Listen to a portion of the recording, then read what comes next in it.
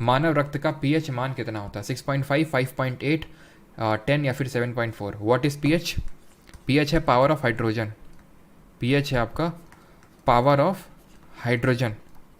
और ये जो पावर वर्ड है जर्मन लैंग्वेज में इसको पोटेंस बोलते हैं। तो जब तुमसे पूछता है ना कि पीएच में पी क्या है, तो पावर नहीं लिखेगा, पोटेंस लिखेगा वो, ध्यान रखना। ठीक, अब पीएच से हम वैल्यू करते हैं, मेजर करते हैं कोई चीज़ कितनी एसिडिक है, कोई चीज़ कितनी बेसिक है, या फिर हम ये मेजर करते हैं कि कोई कितने H+ आयंस दे रहा है उसको डिज़ोल्व करने में। अब ध्यान से सुनिएगा, जो एसिड होते हैं उनको जब वाटर में डिज़ोल्व करते हैं, उनके जो एक्वस सोल्यूशंस होते हैं उसमें H+ या फिर हम हाइड्रोनियम आयन H3O+ भी बोल सकते हैं देते हैं। जो बेसेस होते हैं, जो क्षार होते हैं, वो हाइड्रोक्सिल आयंस यानी OH नेगेटिव देते हैं। ठीक है, तो जितना जो स्ट्रॉन्ग एसिड होगा उतना ही ज़्यादा H+ आयन देगा, और जो जितना ही ज़्यादा बेस होगा वो उतना ही ज़्यादा OH नेगेटिव आयन देगा।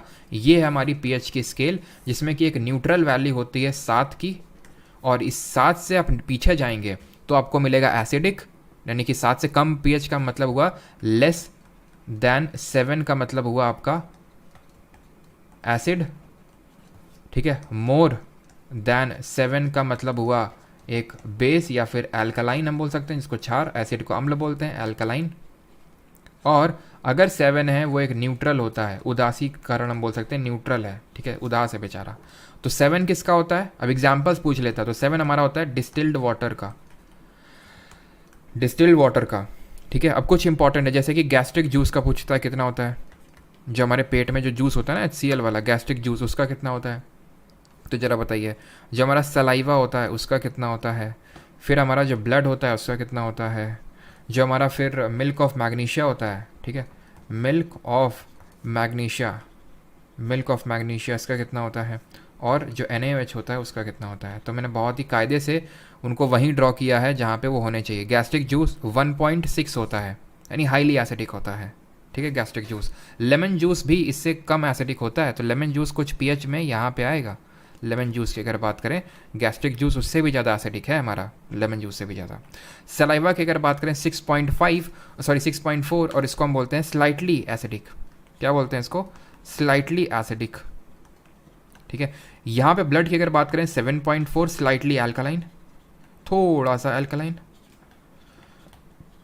ठीक है, मिल्क ऑफ मैग्नीशिया का होता है 10.5, इसको हम यूज़ करते हैं एंटासिड के रूप में। What is antacid?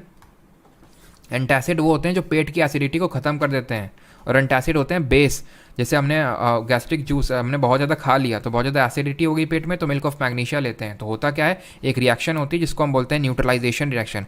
एसिड को बेस ने कर दिया न्यूट्रलाइज, इसको बोलते हैं उदासीकरण अभिक्रिया, न्यूट्रलाइजेशन रिएक्शन। एक अम्ल ने एक क्षार ने एक अम्ल को न्यूट्रलाइज कर दिया, तो इसको हम एस्क्वायर करते हैं एंटासिड। एंटासिड का एक और जल्दी से एग्जांपल तो जो मैं आपको दे चुका हूँ पहले।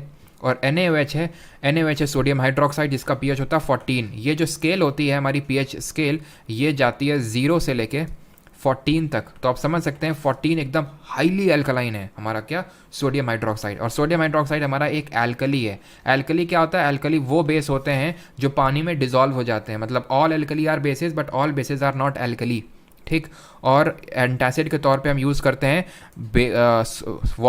बेकिंग सोडा, यानी कि NaHCO3, जिसको सोडियम बाइकार्बोनेट के रूप में जानते हैं, जिसको हम सोडा एसिड फायर एक्सटिंग्विशर के तौर पे यूज़ करते हैं, जिसको हम बेकिंग पाउडर बनाने के लिए यूज़ करते हैं। बेकिंग पाउडर क्या होता है? जहाँ पे हम बेकिंग सोडा को mild edible acid like tartaric acid के साथ मिक्स कर देते हैं। ठीक है, और इसको जब हम हाइड्रेट वगैरह करते हैं तो हमें मिलता है Na2CO3, इसमें और हाइड्रेट करते हैं उसको तो हमें मिलता है Na2CO3.10H2O, जिसको बोलते हैं वॉशिंग सोडा। और वो वॉशिंग सोडा यूज़ होता है परमानेंट हार्डनेस ऑफ वाटर को रिमूव करने के लिए, उसी को हम यूज़ करते हैं। और डिफरेंट तरह के इंडस्ट्री, जो पेपर और जो ग्लास फैक्ट्रीज होती हैं, वहाँ पे भी उसका यूज़ किया जाता है वॉशिंग सोडा का। तो ह्यूमन ब्लड पूछा है, ऑप्शन नंबर 4 7.4 होगा। ठीक है, अब मुझे ये बताइए कि बताइए क्या, चलो ठीक है छोड़ते हैं, ये तो काफ़ी ज़्यादा लंबा हो जाएगा कि कौन सा एसिड किस में होता है, वो हम किसी और में देख लेंगे। तो अच्छा एक चीज़ मुझे बताइए, अब मुझे आप एक चीज़ बताइएगा, ठीक है।